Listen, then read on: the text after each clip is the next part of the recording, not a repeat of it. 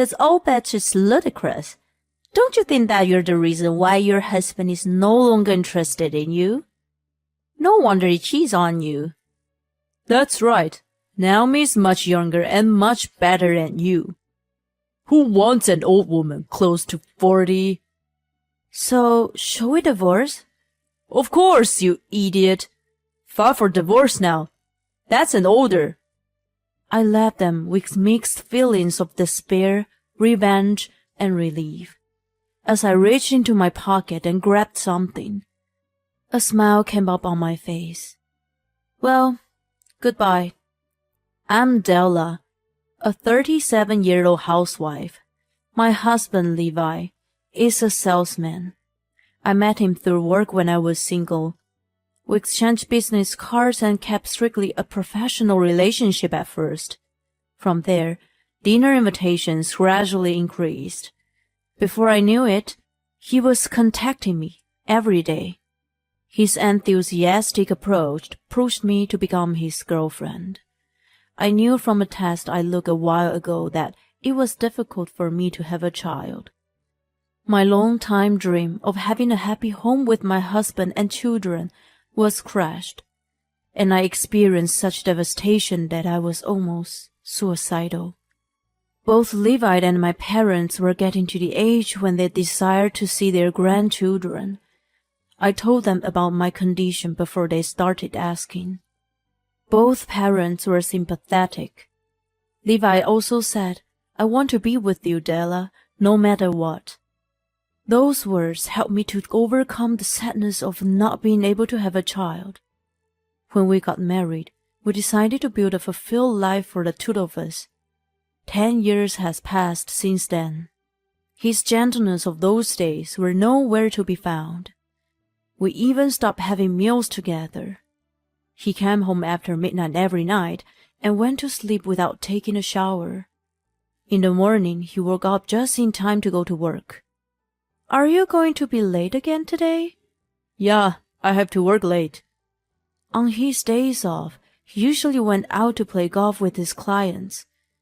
When we had planned to go out together for the first time in a while, he cancelled at the last minute, saying that he had received an invitation from his best client. I was just a housewife who wanted to support him in achieving his career goal. However, by this time, we barely spoke a word to each other. At such times, "Tomorrow is your birthday, isn't it? Let's go out to dinner for a change." I was really surprised by his unexpected suggestion. It was also the 10th year of our marriage and a milestone. I was happy to know that even though he was busy, he still cared about me. We decided to meet at the restaurant where we used to go to together. The next day, I put more effort into my outfit and makeup than usual, and headed to the restaurant I reserved. Where is he? When the appointed time came, Levi was nowhere to be seen. He didn't respond to my calls and texts. Around the time I was getting uncomfortable with the glances from the waiter, I finally received a call from him. "Sorry, I can't make it tonight." "Are you serious?" "I'm sorry. I still have work to finish. See you later." I was stunned when he hung up on me. What a birthday. I felt bad for the restaurant, but I lost my appetite from feeling empty and humiliated and left the place. Levi came home past midnight as usual. I was lying in the bed, but my mind was strangely clear and I could not fall asleep. Normally I acknowledged him, but I feel like I would explode with emotion if I opened my mouth. I pretended to be asleep. He took off his suit and crawled into bed without taking a shower. That night, too, he reeked of alcohol and the scent of perfume. It was the smell that had been on him for a while. As he slept peacefully, I recalled a conversation I had with a friend. "I've decided to get a divorce." "What?" When I met up with her for a coffee, she confided in me. The cause was her husband's infidelity. He comes home late every night, smelling of alcohol and perfume. I know he's cheating on me." Indeed, he was cheating on her. She found out for sure and immediately filed for divorce. I realized that Levi and I were in the same situation. When I asked him about the night before in the morning, he nonchalantly brushed me off, saying I was busy.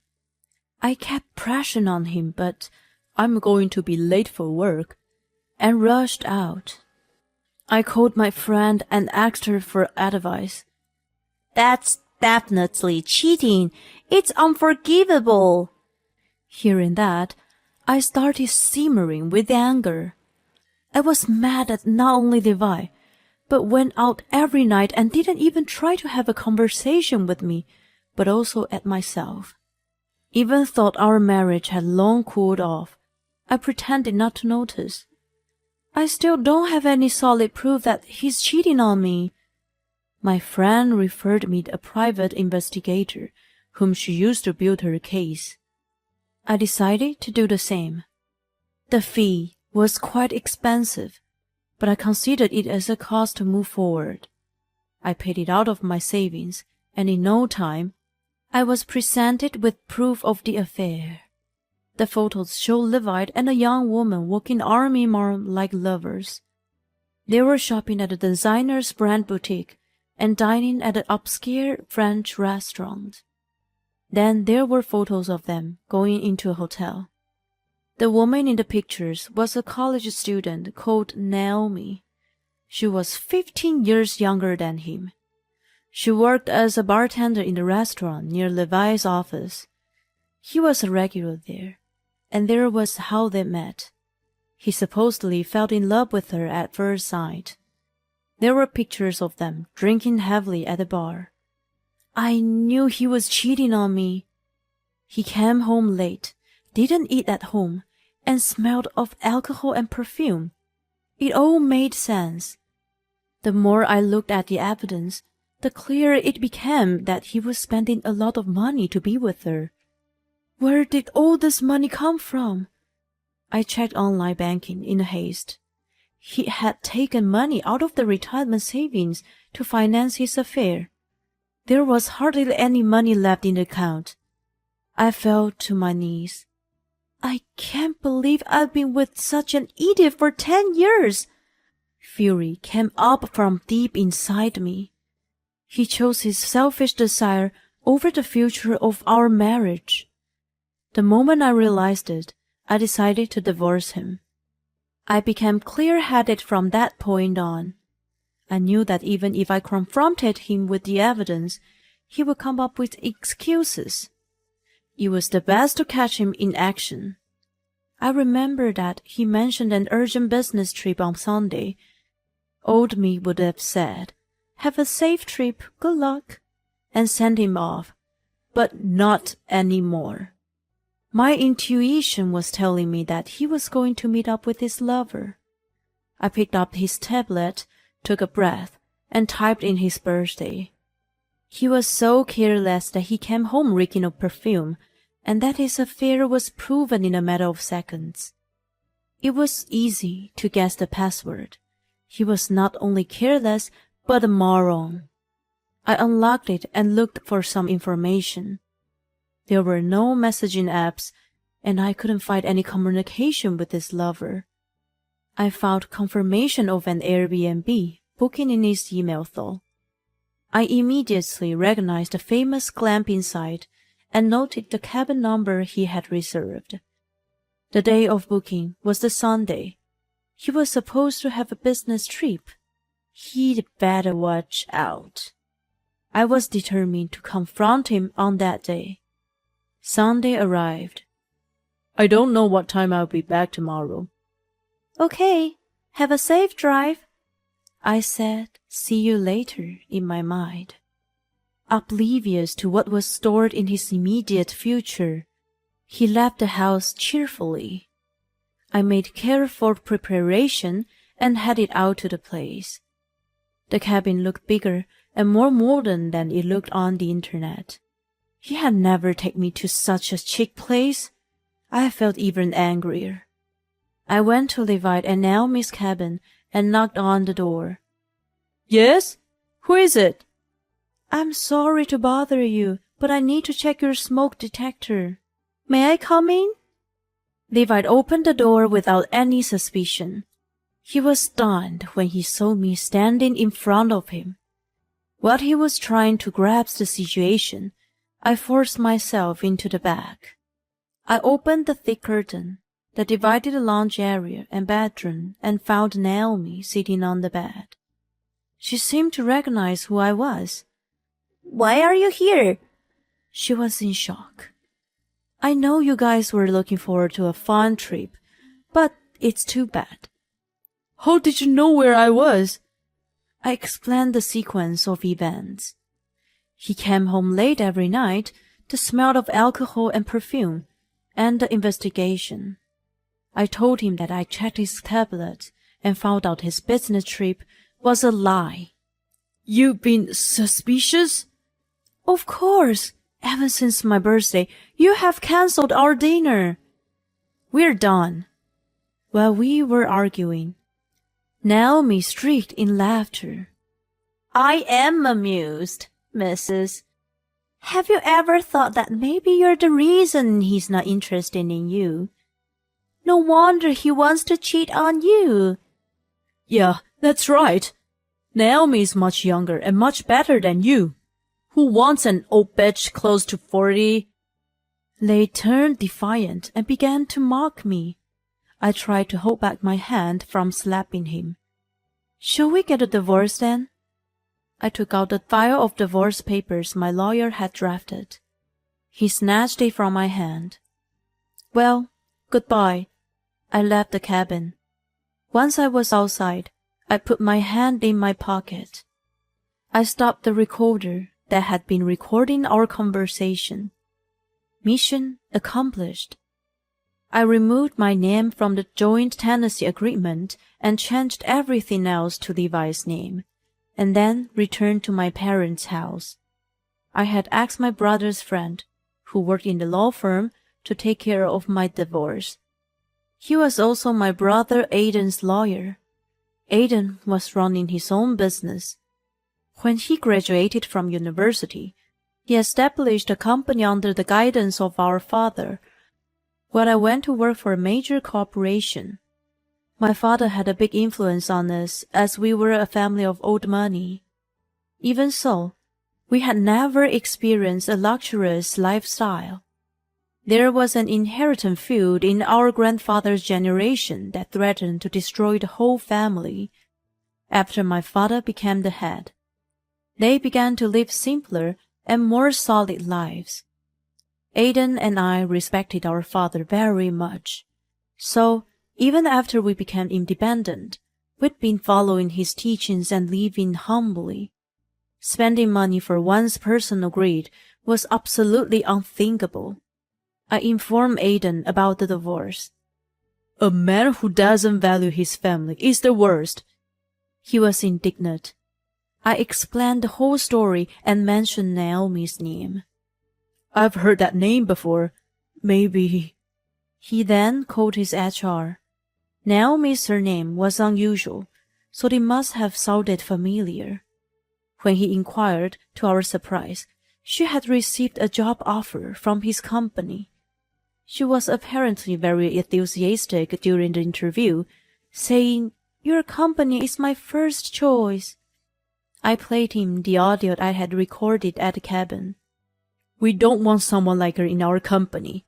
It's nothing related to family matters. She obviously lacks common sense as a member of society. He immediately called back HR and instructed them to rescind the job offer. A few days later, I was still living with my parents while searching for a job. When I returned home from my interview, I saw the police car live in my house. I asked my parents what had happened and found out that Naomi showed up there. Offer from my dream job was taken away. She screamed and threw things in the house.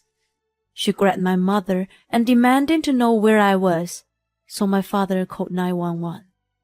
When she was contacted by Aiden's HR to cancel her job offer, she realized that Aiden and I were siblings. She became hysterical and stormed into my parents' house, claiming that it was my fault. The police subdued her and took her to the station. My parents told the police to just give her a stern warning.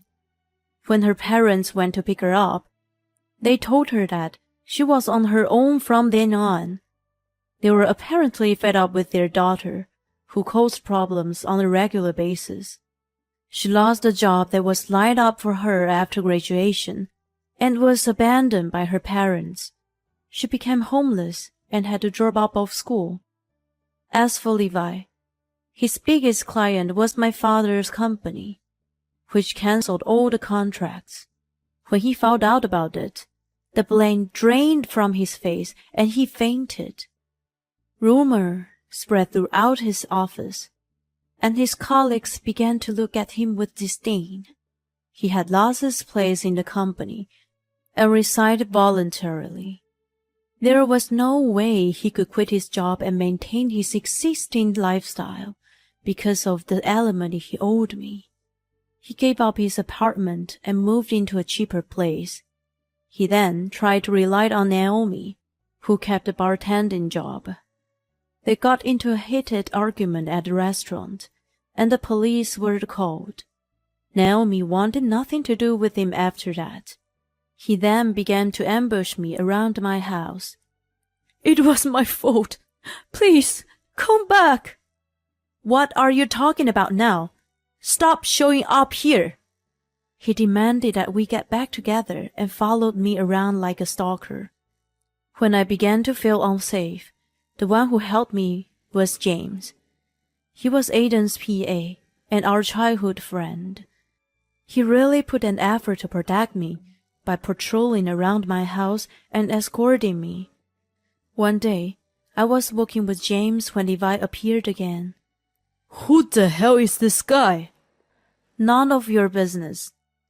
What does he have that I don't have? Come back to me. When he grabbed my arm, James quickly shook off his hand and, with a brilliant move, he threw Levi off of the ground. James was a judo grandmaster. He worked as a PA and also served as a bodyguard at Aiden's company. Some girls in the neighborhood witnessed the scene. Who was that? A stalker? Ew! That move was awesome. I got a good video. I'm sure it's gonna go viral. They were laughing and filming the scene. Levi's face flushed as red as traffic light, and he ran away. He totally deserved it. The guy, who preferred younger women to me, was being ridiculed by them. It was ironic, I thought. I gradually became interested in James after that incident. I eventually found a new job and started dating him at the same time. James told me that he had a crush on me when we were younger. Aiden knew about it, so he was eager to help me expedite my divorce proceedings. It wasn't long before James and I were married. Aiden had always thought about James as his little brother. When we announced our engagement, he was exhilarated that James was becoming family. He was more excited than my father and congratulated us. I promised myself that I would always cherish those who love me.